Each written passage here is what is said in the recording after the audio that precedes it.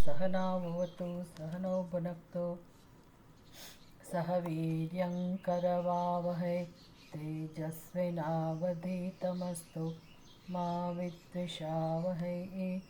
ॐ शान्ति शान्ति शान्तिः।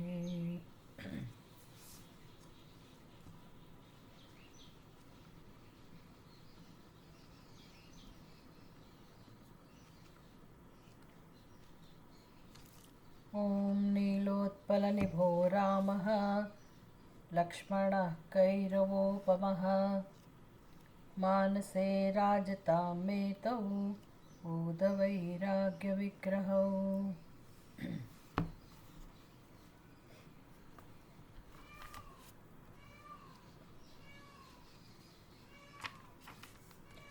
रामगीता 34मो श्लोक।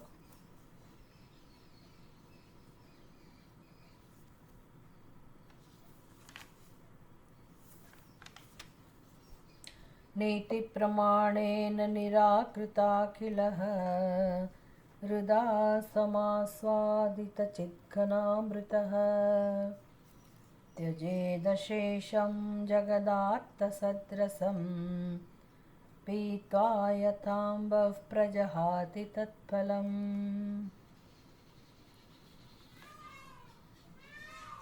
न इति प्रमाणेन નીતિ નીતિ એવા શ્રુતિ પ્રમાણથી સમગ્ર સંસારનો બાદ કરીને નિરાકૃત અખિલ સંસારઃ હૃદા સમાસ્વાદિત ચિદ્ઘનામૃત પોતાના હૃદયમાં જે પોતાનું મૂળ સ્વરૂપ છે આનંદ સ્વરૂપ એનો આસ્વાદ લેતા લેતા અશેષમ જગત त्यजेद जगतનો સંપૂર્ણપણે ત્યાગ કરવો। પીત્વા યથાંબઃ પ્રજહાતિ તત્ફલમ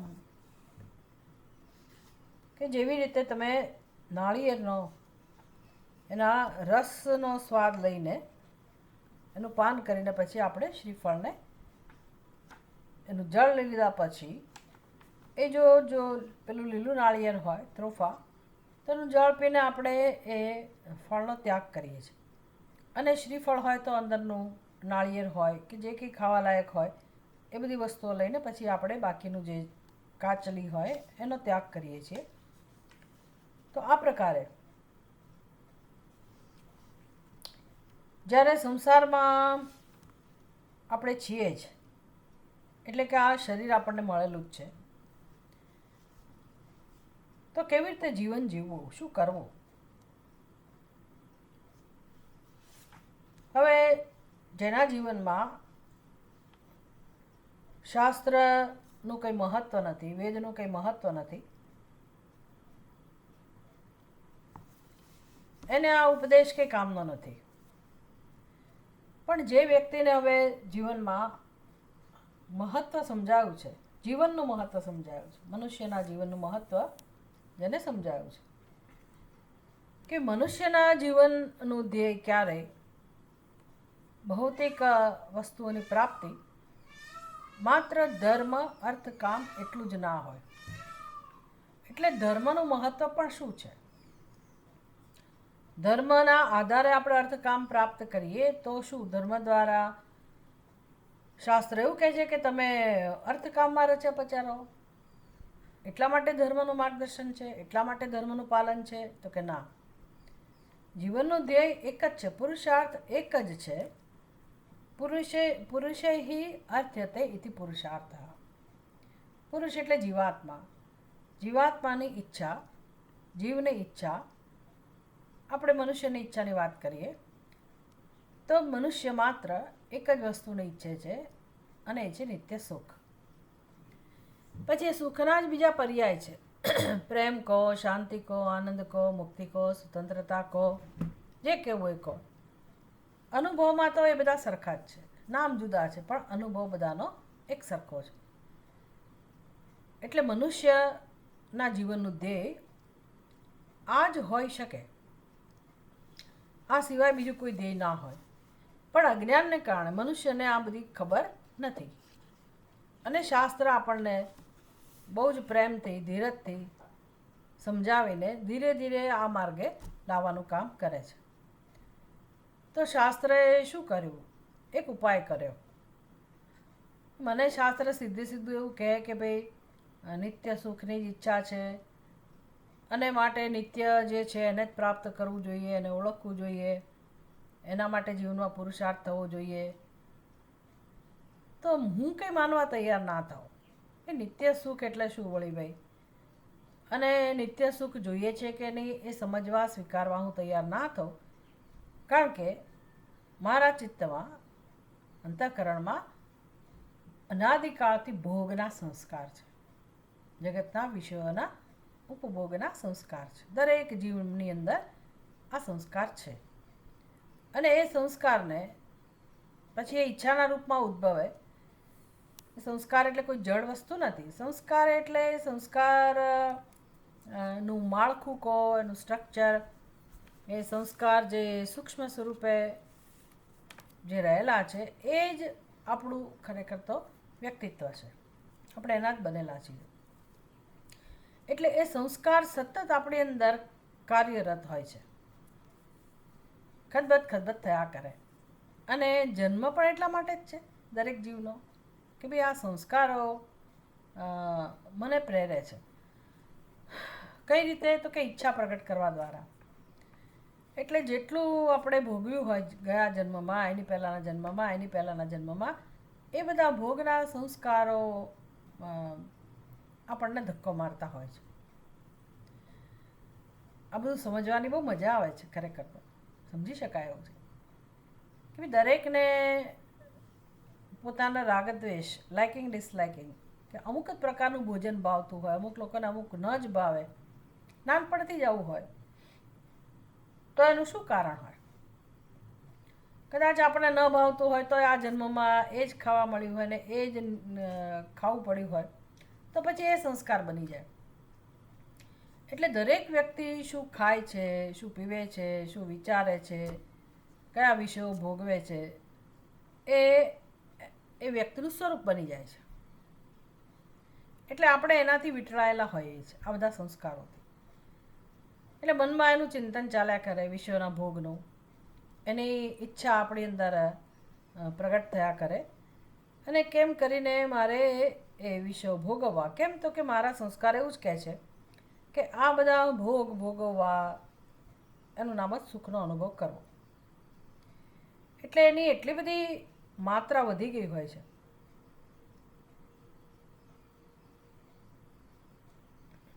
એ ભોગનો પ્રભાવ, એનો આવેગ એટલો બધો હોય છે કે હું બીજું કશું સાંભળવા તૈયાર જ ના થાઉં. મને જોઈએ જ. અને ભોગ એટલે શબ્દ, સ્પર્શ, રૂપ, રસ અને ગંધ. અને એની એ ભોગવવાની જ્ઞાનેન્દ્રિયો ભગવાને આપણને આપેલી છે. અને અંદર બુદ્ધિમાં કર્તૃત્વ ભોગતૃત્વ છે. આમ આપણે આવું જ જીવન જીવીએ છીએ. આ સિવાય કંઈ છે નહીં આપણા જીવનમાં. પછી હવે ઘર જોઈએ રહેવા માટે. આપણા સંબંધીઓ હોય, માતા પિતા, પતિ પત્ની, ભાઈ બહેન, બાળકો. આ આપણી એક જીવનની વ્યવસ્થા છે, માળખું છે. અને પછી એમાં ભણ્યા અને આગળ વધ્યા અને નોકરી ધંધો, લગ્ન થયા, વળી બાળકોના લગ્ન થયા, એમ આપણી જીવનની વાર્તા પૂરી થઈ જાય. 3 કલાકમાં આપણું આખું જીવન આપણે ફિલ્મ બનાવીએ ને તો બનાવી શકીએ 3 જ કલાકમાં. ભલે 90 વર્ષ માણસ જીવ્યો હોય તોય શું શું બની. એટલે આવું બધું આપણે જ્યારે વિચારીએ કે હા વાત તો સાચી છે, આવું જ બની રહ્યું છે ખરેખર. રોજની આપણી પ્રવૃત્તિ, મુખ્ય પ્રવૃત્તિ આપણી કઈ છે? તો કે અર્થ અને કામ. એટલે આ ખાણીપીણી, રહેણી કરણી, ક્યાં જવું, કોને મળવું, શું ખાવું, ક્યારે ખાવું, કેટલું ખાવું, કેવી રીતે ખાવું,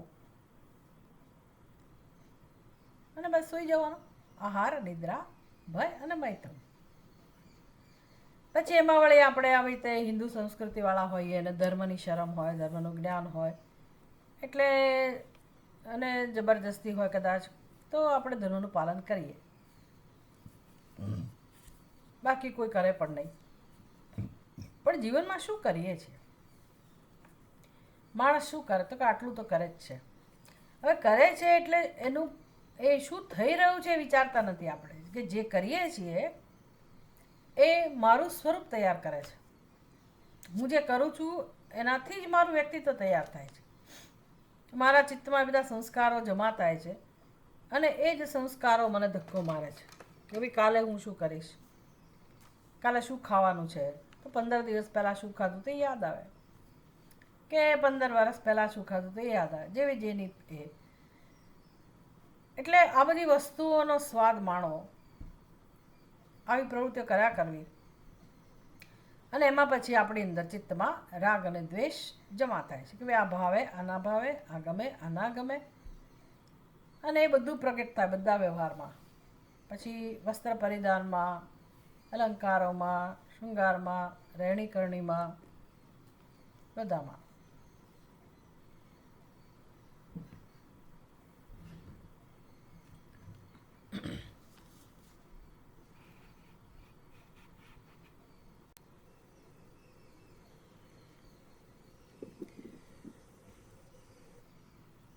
એટલે આપણે જીવનમાં જે પ્રવૃત્તિ કરીએ છીએ એ મિકેનિકલ, યાંત્રિક કરીએ છીએ કે ભાઈ સવાર પડે એટલે આ પ્રવૃત્તિ, બપોરે આ પ્રવૃત્તિ, સાંજે આ પ્રવૃત્તિ, જેણે જે પોતાનું શેડ્યુલ રાખ્યું હોય. પણ એ વસ્તુ જે આપણે કરીએ છીએ એ આપણું સ્વરૂપ બનતું જાય છે. સંસ્કારો ના રૂપમાં એ બધું પરિવર્તિત થાય છે અને મનમાં એ બધું જમા થાય છે, ને એમાંથી પછી ઈચ્છાઓ ઉત્પન્ન થાય. એટલે માણસ ખરેખર જીવનમાં બે જ પ્રવૃત્તિ કરે છે, અર્થ અને કામ. અને એ કામ ચાલ્યા કરે છે, એના સંસ્કારો બનતા જાય છે, એ સિવાય કંઈ આપણે કામ કરતા નથી. એટલે શાસ્ત્ર ઉપાય આપે છે કે ભાઈ તમે ધર્મ દ્વારા એ વસ્તુ કરો, પણ ધર્મના અનુષ્ઠાનથી શાસ્ત્રનું પ્રયોજન ક્યારેય એવું નથી કે જીવ મનુષ્ય ભોગ ભોગવ્યા કરે, બસ અર્થકામની ઈચ્છા પૂરી કર્યા કરે. એ એનું લક્ષ્ય નથી, એ સમજવાનું છે. તો ધર્મના સંસ્કારોવાળું મારું ચિત્ત બને, પછી એમ કરતાં કરતાં સંસાર અર્થકામ થોડાક નબળા પડે, આપણે થોડાક ઉપર ઉઠીએ, અને એમ કરતાં કરતાં શુદ્ધ ચિત્તવાળા, પવિત્ર માનસવાળા બનીએ, અને તો પછી આપણે આપણી આ પરમ સુખની ઈચ્છાને સમજી શકીએ. અને બુદ્ધિમાં એવું સામર્થ્ય આવે જ્યારે આ બધું વિવેક કરવાનો, અને આપણે એ પ્રકારે નિશ્ચય કરીએ, ઓળખી શકીએ આપણી પોતાની ઈચ્છાને, તો પછી શાસ્ત્ર જે કહે છે સમજાય. ત્યાં સુધી આપણને સમજાતું નથી. એટલે જીવન ખાલી માત્ર અર્થકામમાં પૂરું કરવા માટે નથી. આહાર, નિદ્રા, ભય, મૈથુન, આટલી જ પ્રવૃત્તિઓમાં સીમિત છે મનુષ્યનું જીવન. તો એ કંઈ ખરેખર એ જીવનનું શું કરવાનું? એટલે ઉદ્ધાર કરવો એ મનુષ્યના જીવનનું ધ્યેય છે. કઈ રીતે ઉદ્ધાર કરવો? તો કે આ સંસ્કારોમાંથી આપણે ચડિયાતા સંસ્કાર કેળવવા, એવી ટેવ પાડવી, અને પછી જ્યારે પોતાની નિત્ય સુખની ઈચ્છાને આપણે સમજી શકીએ ત્યારે શાસ્ત્રની પાસે જઈએ, શાસ્ત્રોનું શરણ લઈએ, ગુરુનું શરણ લેવું જોઈએ. જ્યારે આપણે શાસ્ત્ર પાસે જઈએ તો શાસ્ત્ર શું શીખવાડે છે? ન ઇતિ. શાસ્ત્ર કહે છે કે તમે આને સત્યતા આપો છો, તેને સત્યતા આપો છો. તમે એમ કહો છો કે હું મનુષ્ય છું, એટલે કે મારી જે સમજ છે એને લલકારે છે શાસ્ત્ર, અને ચેલેન્જ આપે છે. આપણે એમ કહીએ છીએ કે હું દેહ છું, પછી એ દેહ સ્ત્રીનો હોય તો હું સ્ત્રી, મનુષ્યનો તો છે જ એટલે હું મનુષ્ય, હું સ્ત્રી, હું પુરુષ, પછી હું બ્રાહ્મણ. તો એકે વસ્તુમાં શાસ્ત્ર સંમત નથી થતું. શાસ્ત્ર એટલે ઉપનિષદ, વેદનો જ્ઞાનકાળ વિભાગ. ન ઇતિ બધામાં ના પાડે છે. આપણે એમ કહીએ કે હું જ્ઞાતા, તો કે ન ઇતિ. હું ભોગતા, તો કે ન ઇતિ. હમ કરતા, ન ઇતિ. હું જન્મેલું છું, તો કે ના. હું મરતે છું, તો કે ના. હું વક્તા, શ્રોતા, મનતા, ગનતા, તો કે ના. એટલે તું પ્રાણવાન પણ નથી, તું મન પણ નથી, બુદ્ધિ પણ નથી, જ્ઞાનેન્દ્રિય નથી, કર્મેન્દ્રિય નથી, કરતા નથી, ભોગતા નથી, તું અહંકાર નથી. ન ઇતિ. એટલે શું કરે છે આવું કહીને શ્રુતિ? તો કે બધાનો બાદ થઈ ગયો. જ્યારે મારા શરીરનો બાદ થઈ ગયો તો જગતનો તો ક્યારનો બાદ થઈ ગયો. આમ કશું પણ હું છું એવો જે મારો ખ્યાલ છે, શ્રુતિ એનો બાદ કરે છે, નિરાકરણ કરે છે. આ એની પદ્ધતિ છે. એમ કરતાં કરતાં સમગ્ર સંસારનો બાદ થઈ જાય છે. જો આપણે શ્રુતિની સાથે રહીએ અને વસ્તુને સમજીએ તો પછી આપણો અહમભાવ મમભાવ જે જગ્યાએ છે ત્યાં ન રહે અને આપણે બાદ કરતાં શીખી જઈએ. પછી શું થાય એ જોવાનું છે. વાત કરતાં કરતાં થાય શું? એક જ નિયમ છે. જેટલું તમે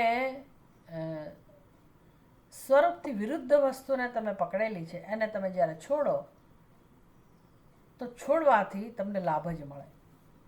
જેમ કે હું મારી મુઠ્ઠી બાંધી રાખું અને હું એમ કહું કે ના આમાં મેં હવા પકડી રાખી છે, પણ પછી હું છોડું મુઠ્ઠી તો ખરેખર વધારે હવા મળે, મને શુદ્ધિ મળે, પવિત્રતા મળે. એના જેવું છે આ. એટલે પકડી રાખેલું જે આપણી બુદ્ધિમાં છે, પકડની રીત જરાક જાણવાની જરૂર છે કે કેવી રીતે આપણે પકડેલું છે. કદાચ હાથેથી કશું નથી પકડેલું. ભલે સિકંદરની વાતો થતી હોય કે મૃત્યુ વખતે એણે કહું હતું કે મારા હાથને તમે ખુલ્લા રાખજો અને મારી જ્યારે યાત્રા નીકળે ત્યારે લોકો સમજી શકે કે આ સિકંદર આટલો મહાન થઈ ગયો, આટલા પરાક્રમો કર્યા, આટલો શ્રમ કર્યો, આટલી સંપત્તિ મેળવી, સામ્રાજ્ય મેળવ્યું, પણ જાય છે તો ખુલ્લા હાથે જાય છે. એવી રીતે આપણે છોડવાનું નથી. એવી રીતે આપણે પકડી પણ શકતા નથી ખરેખર. ભલે ને મારું કહીએ, ચપ્પલે આપણી રહેતી નથી એટલે ચપ્પલને આપણે સંભાળી નથી શકતા. તો શું સંભાળી શકીએ? શરીરને નહીં ને. ચપ્પલ તો દૂરની વસ્તુ છે. જે શરીરને હું કહું છું, મારું કહું છું, એ શરીર પણ આપણા હાથમાં ક્યાં રહે છે? એ નથી રહેતું, એ જતું રહે છે. એટલે આપણી જે પકડવાની રીત છે એ કેવી છે? ભલે ખરેખર કોઈ વસ્તુ પકડી રાખી હોય એ તો બહુ દૂરની વાત છે, પણ પકડવું એટલે શું? તો કે મારી બુદ્ધિમાં જે મારો નિર્ણય છે હું વિશેનો, મારા સ્વરૂપ વિશેનો, એને પકડવું કહેવાય. એને છોડવાની વાત છે. પછી હું અને મારું આવું અનાદિકાળથી આપણી બુદ્ધિમાં ચાલે છે.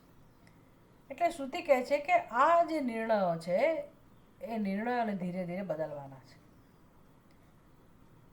એટલે હું ને મારું તો નાનકડા શબ્દો છે, પણ હું ને મારું તો એ તો પાયો છે. એના ઉપરથી જે સંસાર સર્જાયેલો છે એ અનાદિકાળથી છે.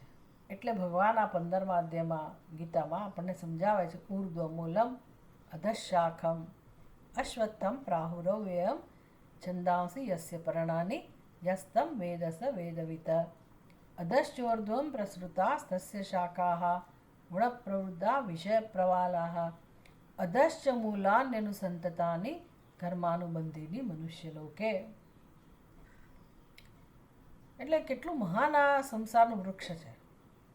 અને એ વૃક્ષ એટલે આપણે પોતે, આપણું અંતઃકરણ, એ વાસનાઓ, સંસ્કારો, રાગ, દ્વેષ, આ આપણે ઉત્પન્ન કરેલું છે. આ ભગવાને નથી બનાવ્યું. ભગવાને શરીર બનાવ્યું, જ્ઞાનેન્દ્રિયો બનાવી, કર્મેન્દ્રિયો બનાવી, ભૌતિક શરીર, સ્થૂળ શરીર, સૂક્ષ્મ શરીર, બધું ભગવાને બનાવ્યું છે. માની લો કે કારણ શરીર અજ્ઞાન એ ભગવાનનું સર્જન છે, માની લો. પણ પછી મનુષ્યનો જન્મ શેના માટે આપ્યો છે? એ અજ્ઞાનને દૂર કરવા માટે. અને આપણે અજ્ઞાનને દ્રઢ કરીએ છીએ. એટલે શ્રુતિ પાસે જે વ્યક્તિ ગઈ છે, નસીબદાર, અને એ સમજવા તૈયાર છે, તો શ્રુતિ એને કહે છે ન ઇતિ, તું એ નથી. તારી માન્યતાઓમાંથી એક પણ માન્યતા સત્ય નથી. તું વિચાર કર, સમજાશે. સારું, હું શ્રુતિના કહેવા પ્રમાણે બધાનો ત્યાગ કરું, નથી એવું સમજવા તૈયાર થવું, પણ પછી શુષ્કતા ના આવી જાય? મારે માણવાનું શું? હું કરતા નથી, ભોગતા નથી, તો પછી હું કરું છું ને ભોગવું છું. આ બધામાંથી પસાર થઈએ ત્યારે આ બધી અવસ્થાઓનો સામનો કરવાનો આવતો હોય છે. એટલે બિચારો માણસ ડિપ્રેશનમાં આવી જાય. બધું છોડીને તો બેઠો હોય, પણ જો દિશા સ્પષ્ટ ના હોય, આગળ વધવાનું કે ખબર ના હોય, તો બિચારો બહુ મુશ્કેલી મુકાઈ જાય. અને કરતો હોય તોય મુશ્કેલી મુકાઈ જાય. કેમ? તો કે આટલું બધું કરવા છતાં મને શાંતિ ના મળી, તોય તકલીફ. અને છોડી દે તોય તકલીફ. એટલે છોડી દેવા માત્રથી માણસ સુખી થઈ જાય, ઠીક છે થઈ જાય, પણ સમજ હોય તો જ છોડાય, તો જ છૂટે. ખરેખર તો સમજથી જ છૂટતું હોય છે અજ્ઞાન. અને જેવું અજ્ઞાન છૂટે તો કદાચ કોઈને એમ થાય કે તો પછી મારા જીવનમાં રસ જેવી કોઈ વસ્તુ નહીં રહે, હું શેનો આનંદ માણીશ. ઘણા સત્સંગીઓને પ્રશ્ન થતો હોય બિચારાને કે ભાઈ પહેલાં અમે કંઈ રસ માણી શકતા હતા, ટીવી જોતા હતા, એ જમાનામાં સિનેમા જોવા જતા હતા, પછી સિરિયલો જોતા હતા. આ સત્સંગને કારણે બધું છૂટી ગયું અને જ્ઞાન તો હજી કંઈ થયું નથી, એટલે અહીંનાય નહીં ત્યાંનાય નહીં. એટલે બિચારા માણસને બહુ આમ વિચિત્ર લાગે કે નથી ગમતું, એવું થાય. તો આ અવસ્થાઓ આવવાની જ છે.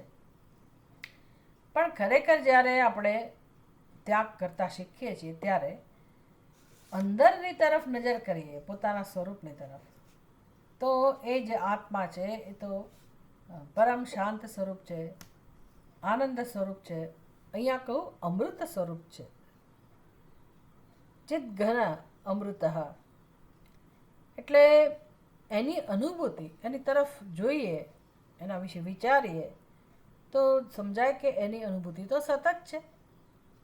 બસ એનો આસ્વાદ, ચિત ઘન અમૃતનો આસ્વાદ મળે આપણને. પછી ફરી પાછી આપણે ભૂલ ના કરીએ એ શરીરને હું કહેવાની, અથવા તો જૂના સંસ્કારો જે ભોગના હોય, વિષય ભોગના, એમાં આપણે એની તરફ પાછા ના જઈએ. આમ આત્માનો રસ ચાખવા મળે. ભગવાન ગીતામાં કઈ રીતે સમજાવે છે કે ભાઈ આ માણસે વિષયો તો છોડી દીધા, પણ વિષયોનો રસ છે ને એ હજી ગયો નથી. એ કેવી રીતે જાય? તો પરમ દૃષ્ટવા નિવર્તતે. ભગવાન એવું કહે છે કે એ રસ તો પરમને જાણવાથી, પરમના દર્શનથી જ એ રસ જાય છે. વિષયા વિનિવર્તન્તે નિરાહારસ્ય દેહિનઃ રસોવર્જમ રસોપ્યસ્ય રસવર્જમ રસોપ્યસ્ય પરમ દૃષ્ટવા નિવર્તતે. વિષયા વિનિવર્તન્તે. ભાઈ વિષયો હવે આપણી સામે નહીં જોવે. વિષયો તો આમાંય જડ છે, એ તો કંઈ જોતાય નથી. કંઈ તમે માર્કેટમાંથી નીકળો એટલે કંઈ દુકાનમાં બધી સાડીઓ લટકતી હોય કે બીજી જે કંઈ બધી આકર્ષણ જેમાં થાય એવી વસ્તુઓ હોય માર્કેટમાં, તો એ તો કોઈ કે લટકાવી છે, એના દુકાનદારે લટકાવી છે કે જેથી લોકો જુએ. પણ એ વિષય તો જડ છે કે બોલાતા નથી. શાકભાજીની માર્કેટમાં જાઓ, ફળની માર્કેટમાં જાઓ, બીજી માર્કેટમાં જાઓ, ક્યાંય પણ જાઓ તો આમ બહુ સુંદર રીતે બધું સજ્જ થયેલું હોય, ગોઠવાયેલું હોય, એના માલિકે ગોઠવ્યું હોય. તો એ શું વિષય આપણને બોલાવે છે? ના, આપણે નક્કી કરીએ છીએ કે મારે બધું મેળવવું છે. વ્યવહાર આ રીતે થાય છે. તો જગતનો એકેય વિષય આપણને બોલાવતો નથી, જડ છે, એ શું કામ બોલાવે? પણ મારી અંદર એ વિષય ભોગના જે સંસ્કાર છે ને, એનું ઉદ્દીપન થાય છે એ વિષયોની હાજરીમાં. એટલે વરસાદ પડ્યો એટલે યાદ આવે કે ગમે તેમ કરીને તમે જુગાડ કરો, સામગ્રી મેળવો. છે નહીં, દાળ વડા ખાવા છે, ભજીયા ખાવા છે. એટલે પૂર્વમાં આપણે આવું બધું ખાધું હોય, વરસાદ પડે એટલે સંસ્કારો તરત તાજા થાય કે ભાઈ આવા વરસાદ પડતો હોય ને આપણી પાસે સરસ મજાની ચાય હોય, ગરમ ગરમ દાળ વડા હોય, ભજીયા હોય, કશુંક હોય એવું, અથવા સૂપ હોય, આલુ પરોઠા. લોકો આવું વાત કરતા હોય કે આ સમયે આ ખાવાની મજા આવે. એને કહેવાય એ પરિસ્થિતિએ આપણી અંદર ઉદ્દીપન કર્યું એ વિષયોનું. એટલે બસ એટલી જ વાર એ વિષયોની રુચિ જન્મી, ઈચ્છા જન્મી અને આપણાથી કર્મ થયું. વળી એ કર્મ શું કર્યું?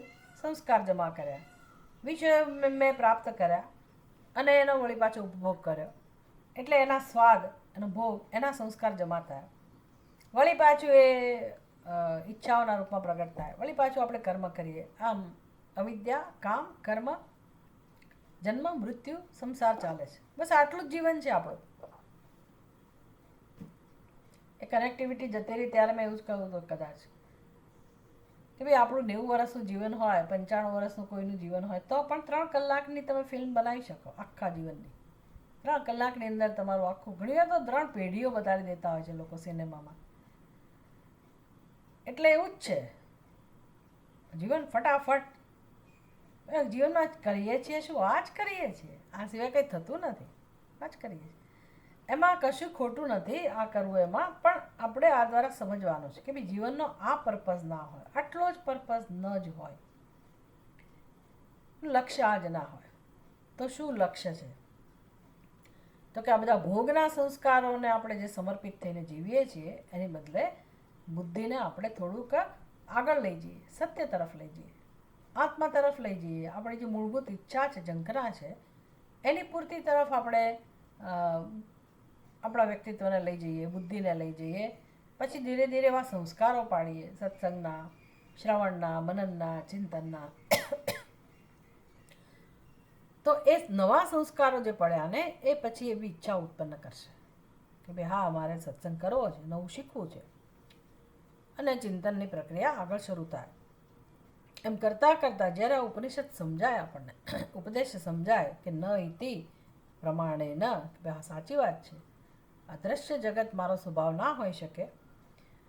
અને એમ કરતાં કરતાં સમસ્ત સંસાર પ્રત્યે વૈરાગ્ય જન્મે અને અંદર આનંદની અનુભૂતિ થાય. આત્માનું સ્વરૂપ જ અમૃત સ્વરૂપ છે, એનો સ્વાદ ચાખીએ. તો હવે કરવાનું શું રહ્યું? તો બસ આ દ્વારા, એટલે આ ઉપયોગ થયો જગતનો, જગતના વિષયોનો, પોતાની ઉપાધિનો. એટલે જો ઉપાધિ ના હોય તો હું આ બધું જાણીએ ના શકું. એટલે ભગવાને ઉપાધિ આપી છે તો સારું છે. જગત આપ્યું છે, જગત છે તો હું જગતને જાણી શકું છું, અને એ દ્વારા પણ એના અધિષ્ઠાન સુધી પહોંચી શકું છું. એટલે એ જગતનું અધિષ્ઠાન, એમાં મારું અધિષ્ઠાન પણ આવી ગયું. જે સત્ય છે એ અધિષ્ઠાનને હું રોજ રોજ ઓળખું, મારી બુદ્ધિને એવી તૈયાર કરું કે મને પરમાત્મા, દરેક નામરૂપમાં એ પરમાત્માનું દર્શન થાય. કારણ કે દરેક પદાર્થનું અધિષ્ઠાન એ પરમાત્મા છે, સચ્ચિદાનંદ સ્વરૂપ આત્મા છે. એટલે મારા મનને વિષય ભોગની જે આરતી ઉતારીએ છીએ આપણે આખો દિવસ, એનું સેવન કરીએ છીએ, એની બદલે કોઈ એક આપણને વિગ્રહ આપ્યો, આપણી સમક્ષ ભગવાન શિવજી છે, શિવલિંગ છે, કે કૃષ્ણ ભગવાન છે, કે વિષ્ણુ ભગવાન છે, કોઈ છબી હોય, કશું. અને આપણી તો સંસ્કૃતિમાં તો પ્રશ્ન જ નથી કે ભાઈ વારે ને તહેવારે એવો પ્રસંગ આવશે. હવે બસ આ એનો જ સમય શરૂ થઈ રહ્યો છે, શ્રાવણ મહિનો, બધા તહેવારો, પછી બધાની પૂજા આવે, કુદરતની પૂજા આવી જાય અંદર.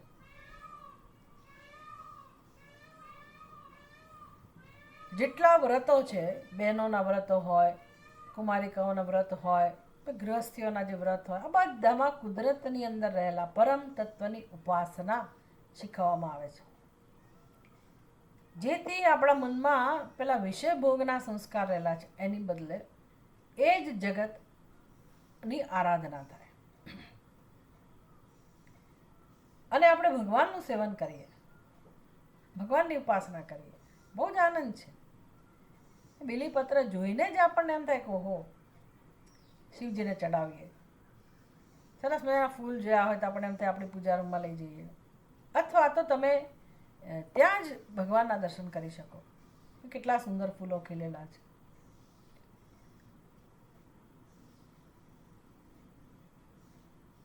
ગમે તેની અંદર તમે ભગવાનની આરાધના કરી શકો. અને કેટલું સરસ, ભાઈ ફૂલો નથી તો કંઈ નહીં, મારી પાસે ચોખા છે તો ચોખા દ્વારા હું ભગવાનની અર્ચના કરી શકું. કુમકુમ છે તો કુમકુમથી પણ અર્ચના થાય. આમ એ જ જગતનો સારામાં સારી રીતે ઉપયોગ કરવો. બંને વસ્તુ આપણા માટે સંભવ છે. ગુલાબનું ફૂલ ખીલ્યું હોય બગીચામાં, કે આપણા ઘરની બહાર ખીલ્યું હોય, બહારના ગાર્ડનમાં, તો દરેકના જે સંસ્કાર હોય એ પ્રમાણે એ ફૂલ સાથે વ્યવહાર કરશે. ત્યાંથી કોઈ માળી નીકળે તો એને વિચાર આવે કે આ ફૂલ હું લઈ જાઉં અને હું વેચીશ. ત્યાંથી યંગ છોકરા છોકરીઓ નીકળે તો એને એમ થાય કે આ ફૂલ મારા ફ્રેન્ડને આપીશ. ત્યાંથી કોઈ મંદિરનો પૂજારી નીકળે, ભક્ત નીકળે તો એને એમ થાય કે મારા ભગવાનને આપીશ આ ફૂલ. એક જ ફૂલ, એની સામેનો વ્યવહાર, એની સાથેનો વ્યવહાર કઈ દ્રષ્ટિથી થાય છે એ મહત્વનું છે. એટલે કહે છે કે ભાઈ આ જગતનો પહેલાં તમે ઉપયોગ કરી લો, ખાલી ભોગ બુદ્ધિથી એની સાથે વ્યવહાર ના કરો. એ જગતના દરેકે દરેક નામ રૂપમાં તમે ઈશ્વરને પ્રાપ્ત કરવાના સાધન તરીકે, જેમ કે મહાદેવજી ઘરમાં છે, નથી તો આપણે પાર્થિવ મહાદેવ માટીમાંથી એ બનાવી શકીએ, અથવા ચિત્ર હોય, અને બિલ્વપત્ર કે તુલસી કે ચોખા, આ બધું જગતના જ ભાગ છે, જગતના જ પદાર્થ છે. તો એ જ નામરૂપથી, એ જ સાધનોથી હું એ જ ઈષ્ટદેવ જે છે, પૂજા જેની કરીએ છીએ, એમાંનો ઉપયોગ કરી શકો. અને કહેવાય જગતનો સ્વાદ લેવો, જગતનો ઉપયોગ કરવો.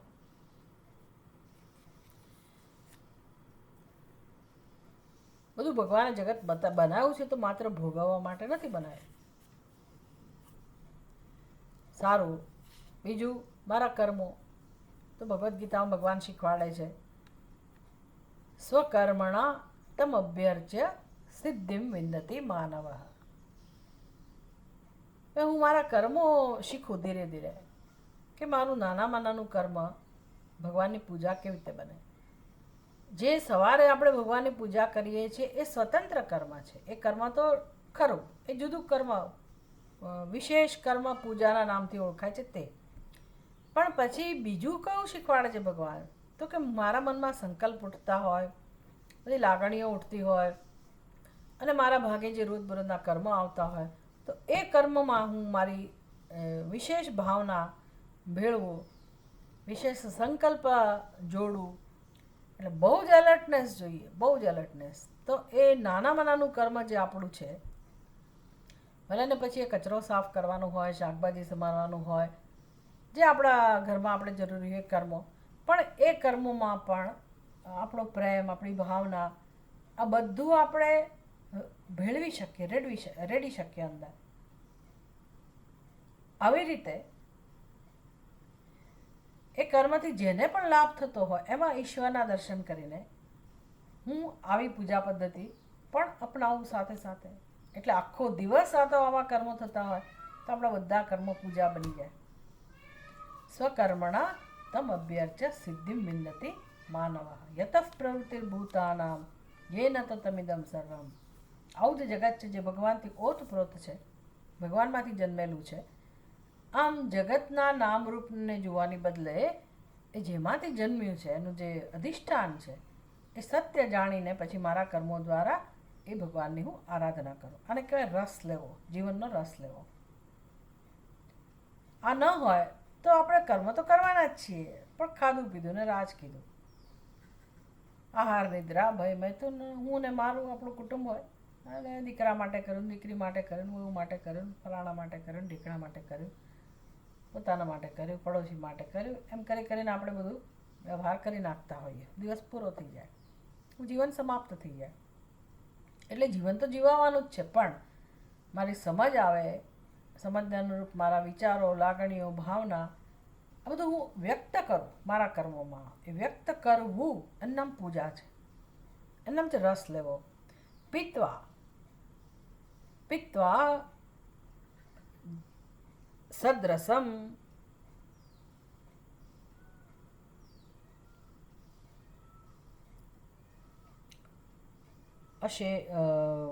આત્તસદ્રસમ. આત્તસદ્રસમ એટલે જગતનો જે સાર છે. કયો સાર છે? પરમાત્મા. હવે જગતમાં તો નરો કકળાટ છે સંસારમાં. ખરેખર તો ક્યાં પરમાત્મા છે? કેવું ચાલી રહ્યું દુનિયામાં, શું ચાલી રહ્યું છે? આપણે તો કેટલાક ક્ષેત્રમાં તો આપણે અજાણ છીએ એટલે સારું છે, ખબર જ નથી. પણ કેવું કેવું બની રહ્યું છે. તમે આમ વિડીયો ખાલી જુઓ તો તમને એમ થાય, ઓહો આવું બને. આવી ઘટના બની, આપણા રૂવાડા ખડા થઈ જાય. આવું બની રહ્યું છે, આવું ચાલી રહ્યું છે, આમ થઈ રહ્યું છે, તેમ થઈ રહ્યું છે. શુંનું શું બની રહ્યું છે આખા વિશ્વમાં? ક્યાં ભગવાનનું દર્શન થાય છે? અને વ્યક્તિગત જીવનમાં રોજનો કકળાટ હોય, આજે મારી તબિયત સારી નથી ને આજે આ કરાવવાનું, આનું દવા લેવાની, ફલાણું થયું, ઢીકણું થયું ને એમાંથી ઊંચા ના આવે. એ ત્યાં આદિભૌતિક, આદિદૈવિક, બધું સારું હોય ત્યારે કામવાળાનો કકળાટ હોય, એ બધું ગોઠવાય ત્યારે સંતાનો, ભાઈ બહેનો, એનો કંઈક માથાકૂટ હોય. કશું ના હોય તો પછી આ કુદરતમાંથી કશુંક હોય. આમ આપણી આજુબાજુ આ જ બધું છે. ક્યાં ભગવાનના દર્શન થાય છે? માન અપમાન એ તો પાછું જુદું. સફળતા નિષ્ફળતા, આપણી ઈચ્છા પૂરી થવી ના થવી, એ તો વ્યક્તિગત સંસાર ખરો જ ખરો. આમ આધ્યાત્મિક, આદિભૌતિક અને આદિદેવી ત્રણ સ્તરે આપણે રીબાતા હોઈએ છીએ. બહુ મુશ્કેલીનો સામનો કરવો પડતો હોય. એમાં ક્યાં રસ પીવાની વાત છે? યસ, વાત તો સાચી છે. પણ શ્રીફળની અંદર બંને છે. અંદર જળ પણ છે, સરસ મજાનું મીઠું જળ પણ છે, અને પછી બહારનું જે ફળ છે એ કઠોર, ખરબચડું, રસહીન એ પણ છે. બંને છે. એમાં જગતના નામરૂપમાં બંને છે. દરેક નામરૂપમાં બંને વસ્તુ રહેલી છે. અસ્થિભાતિ પ્રિય પણ છે અને નામરૂપ પણ છે.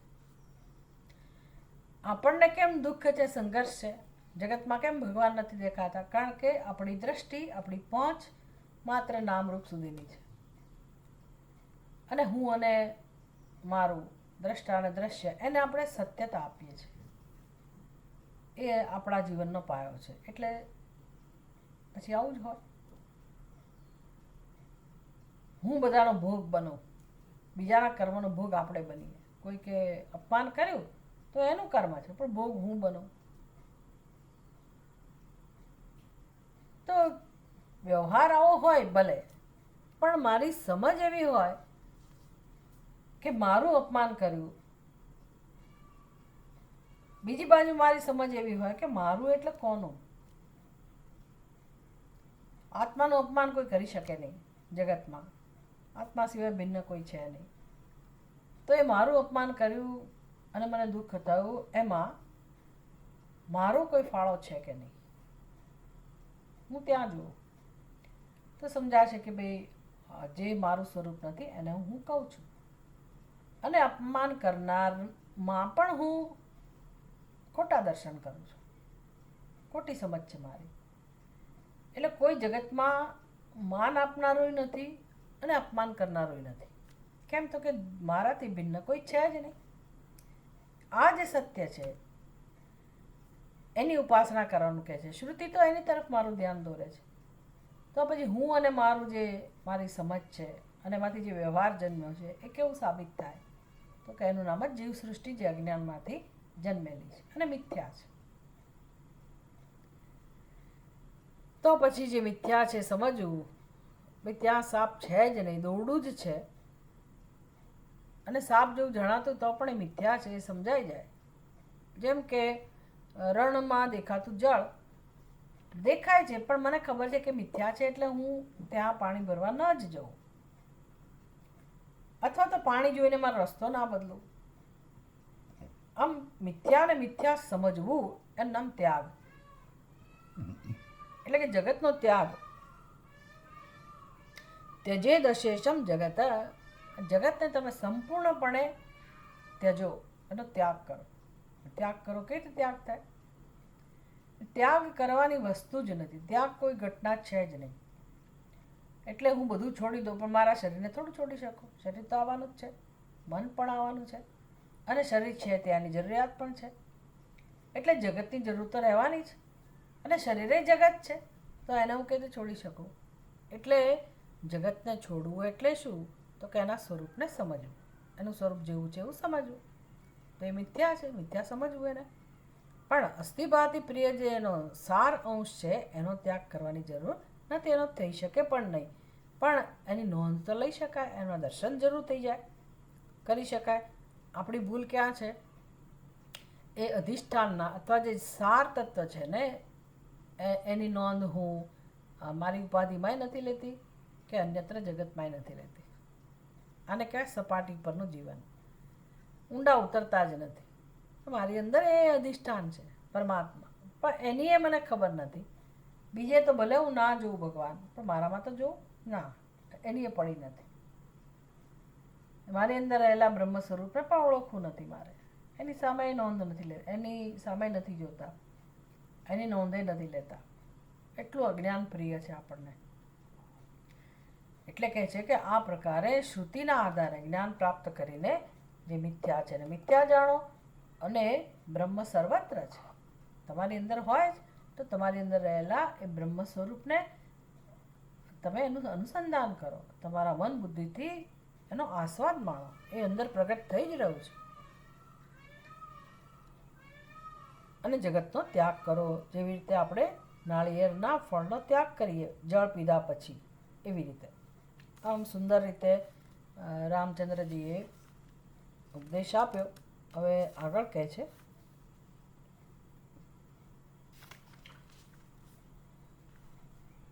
શ્રુતિની જે સમજ છે, ગાઈડલાઈન છે, એ માર્ગદર્શનના આધારે ત્યાગ શક્ય છે, નહીંતર ત્યાગ શક્ય નથી. કદાચિદાત્મા ન મૃતો ન જાયતે ન ક્ષીયતે નાપી વિવર્ધતે નવઃ નિરસ્ત સર્વાતિશય સુખાત્મકઃ સ્વયં પ્રભ સર્વગતોયમદ્વયઃ.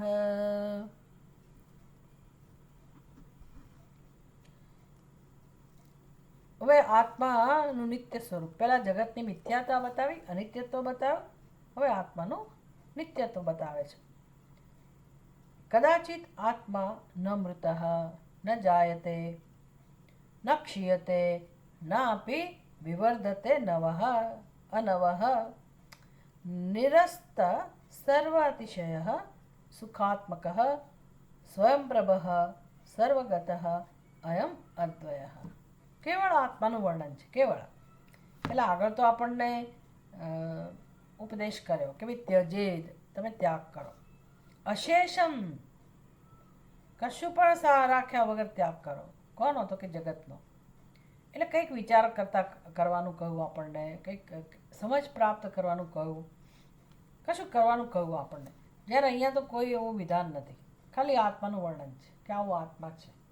કારણ કે આપણને આગળ કહ્યું ને કે ભાઈ એનો રસ પીવો, તમે અમૃતનો રસ પીવો. તો એ આત્મા કેવો છે,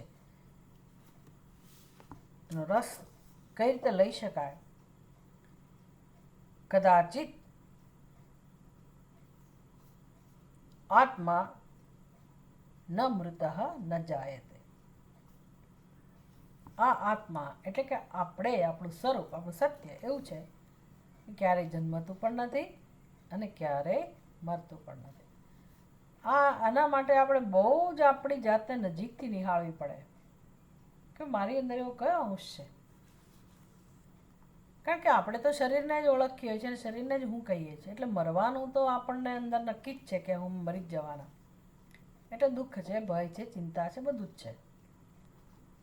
પણ શાસ્ત્ર કહે છે એટલે ચોક્કસ મારે જોવાની જરૂર પડે કે મારી અંદર કોઈક એવી વસ્તુ છે કે જેનો ક્યારેય નાશ થતો નથી. અને કોણ છે? તો કે આત્મા. આત્મા એટલે કે હું પોતે, મારું જે સ્વરૂપ છે, એમાં ક્યારેય જન્મ પણ નથી અને ક્યારેય મૃત્યુ પણ નથી. ક્યારેય મૃત્યુ પામતો નથી, ક્યારેય જન્મ થતો નથી. કદાચિત આત્મા ન મૃત, ક્યારેય પણ નહીં, કોઈનો પણ નહીં. આત્મા એક જ છે. ન મૃત, એ મરતો નથી. ન જાયતે, એનો જન્મ નથી થતો. ન ક્ષીયતે, એનો ક્ષય નથી થતો. ન અપી વિવર્ધતે, એમાં વૃદ્ધિ પણ પામતો નથી. અનવહ, અનવહ એટલે એમાં પરિણામ આવતું નથી. આપણી અંદર સતત પરિણામ આવે છે અને આપણે નક્કી કરતા હોય બસ હવે તો બહુ થયું. લોકો બિચારા બહુ દુઃખી હોય કે ભગવાનને કહો કે મને લઈ લે. કેમ ભાઈ, શું થયું? કે મારા પગ ચાલતા નથી, ઊભા થવાતું નથી, આમ થતું નથી, તેમ થતું નથી, હવે ગરડા થઈ ગયા, હવે અશક્તિ આવી ગઈ. અને કેવું અનવા પરિણામ આવ્યા કરે. ભલે ભાઈ થોડાક દિવસ પછી કેમ છે? તો કે ના અત્યારે સારું છે, સાજા થઈ ગયા પાછા. એટલે સાજા માંદા જાડા પાતળા આવું ચાલ્યા કરે, એને કહેવાય નવાહ. તો કે અનવાહ, આવું કોઈ પરિવર્તન આત્મામાં નથી. હવે આત્મામાં આવું નથી તો મારી સમજ કેમ આવી છે, મારી સ્થિતિ કેમ એવી છે? બસ એ કામ આપણે કરવાનું છે કે જે મારું સ્વરૂપ છે જ નહીં, છતાંય હું કેમ એનો ભોગ બનું છું? તો શું વાંક છે, ક્યાં ભૂલ થાય છે? મારી સમજમાં ભૂલ છે. કોઈ શું કરે? જેમાં ક્ષય છે, જેમાં વિપરિણામ છે, જેમાં નાશ છે, ઉત્પત્તિ છે, એવા દેહને, એ ઉપાધિને હું કહું તો પછી મને એવો જ અનુભવ થવાનો છે. એટલે મારી આ ભૂલ જે અનાદિકાળથી થાય છે, એ ભૂલ મારે સુધારવાની છે. નિરસ્ત સર્વાતિશય, આત્મા તો કેવો છે? તો કે નિરસ્ત સર્વ અતિશય. અતિશય એટલે વિશેષ. તો આત્મામાં કોઈ વિશેષતા નથી. અને આપણે તો વિશેષતાઓની પાછળ ગાંડા છીએ. એટલા ગાંડા છીએ કે વાત ના પૂછો. આખું જગત એમાં ગાંડું છે, વિશેષતાઓ પાછળ. હું કેવી દેખાવ છું. હવે ભાઈ, હવે 70 વર્ષ થયા, 80 વર્ષ થયા, હવે દેખાવ છોડો તો કે ના, આમ લોકોને લાગવું જોઈએ કે 80 વર્ષે પણ હું તો અપ ટુ ડેટ રહું છું, મારા વાળ હજી કાળા છે, મને આમ છે, મને તેમ છે. આ બધી વિશેષતાઓ. એટલે હું અમુક જ દેખાવવાળી હોઉં, અમુક જ ગુણોવાળી હોઉં, અમુક જ મારું આ હોય, અમુક જ તે હોય. આ વિશેષતા પ્રિય છે આપણને. અને એમાં કેમ સફળતા મેળવવી, કેમ આગળ આવવું, એમાં આખું જગત રચ્યું પચ્યું છે. એને કારણે બધાને રોજીરોટી મળી રહે છે, એ ખરું. પણ એ વિશેષતાઓ અને આત્માને કોઈ લેવા દેવા નથી. શું કરવું? આત્માને કશાની જરૂર નથી. કેવો દેખાય છે, લોકો શું કહેશે, હવે આત્માને કોઈ ચિંતા નથી.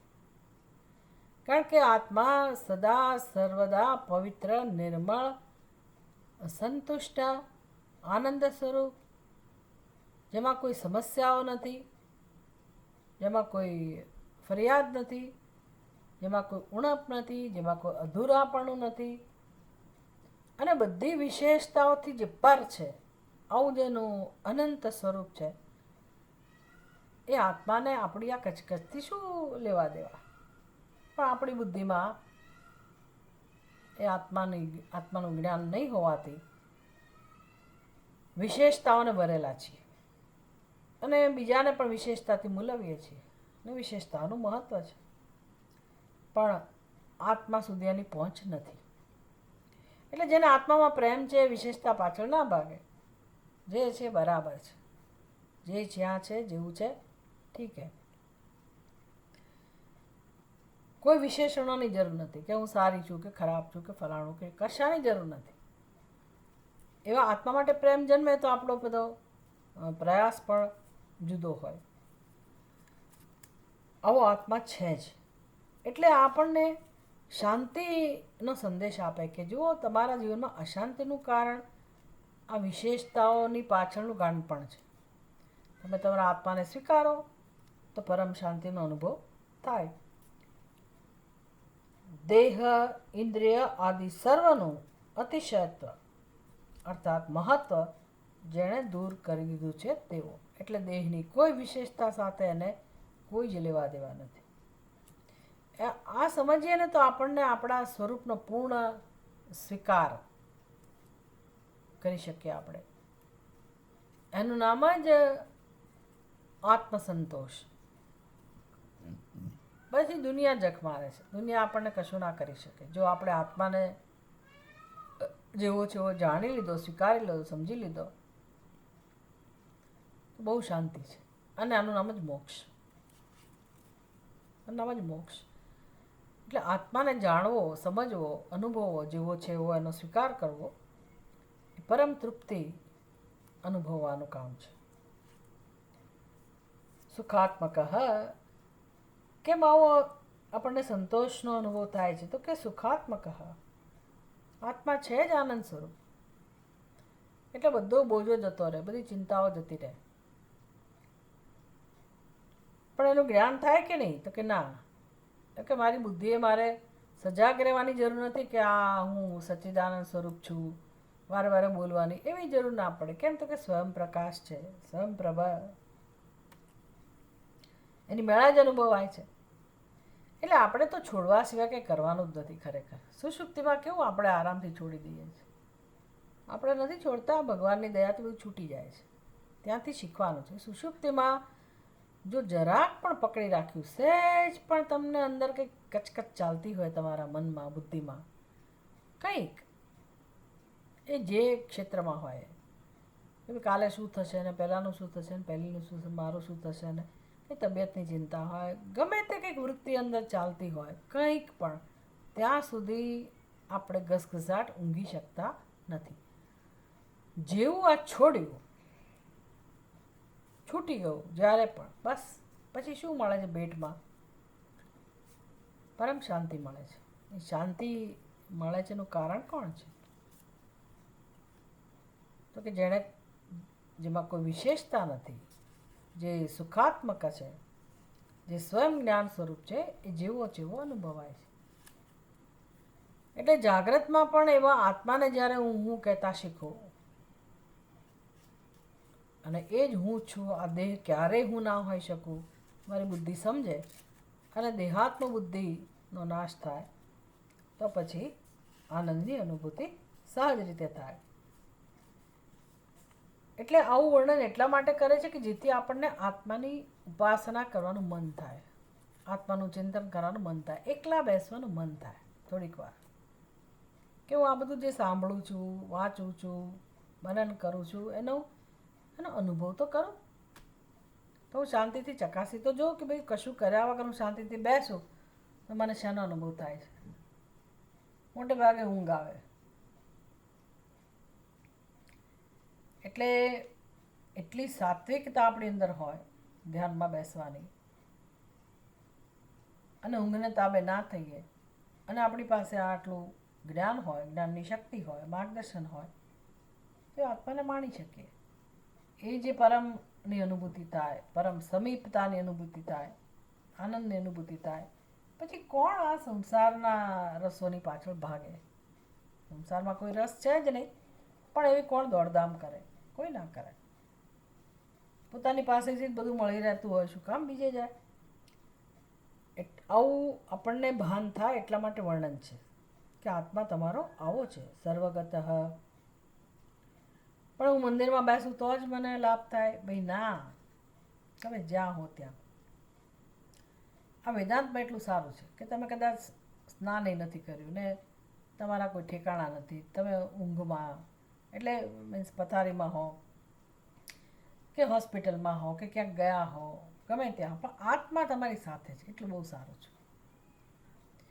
જો આત્મામાં રસ હોય તો તમને આવી અનુભૂતિ થઈ શકે. સર્વગત અયમ અદ્વય.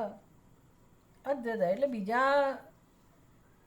બીજી કોઈક રીતે હું અનુભવ કરી શકું બીજાનું ધ્યાન કરીને, એ ઉપાય માટે બરાબર છે, આલંબન માટે, એને ઉપાસના કહેવાય. પણ જ્ઞાન એટલે પછી એ જેનો પણ આપણે આશ્રય લેતા હોય, એ આપણા દેવ કે દેવી, જેની પણ તમે ઉપાસના કરતા હો, એની અને આપણી વચ્ચે કોઈ અંતર નથી. એ સમજવું એનું નામ જ્ઞાન. એવા જ્ઞાનની વાત છે. એટલે કેવળ અને કેવળ આત્માનું દર્શન, આવું આપણું આત્મ સ્વરૂપ છે.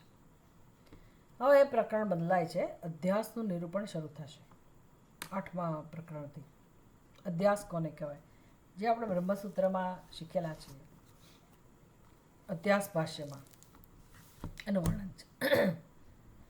અને એ અધ્યાસને જાણવું એટલે પણ જ્ઞાન, જેથી આપણને ખબર પડે કે આપણે કોને સમર્પિત છીએ, અજ્ઞાનને કેટલા સમયથી આપણે સમર્પિત છીએ, અને માટે જીવનમાં કેટલું કામ કરવાનું છે. આ અજ્ઞાનને છોડવા માટે આપણે જ્ઞાનની ઉપાસના, જ્ઞાનની આરાધના કરવી જ જોઈએ, આપણને સમજાય. ઓમ પૂર્ણમદ પૂર્ણમિદમ પૂર્ણાત પૂર્ણમુદચ્યતે પૂર્ણસ્ય પૂર્ણમાદાય પૂર્ણમેવાવશિષ્યતે. ઓમ શાંતિ શાંતિ શાંતિ.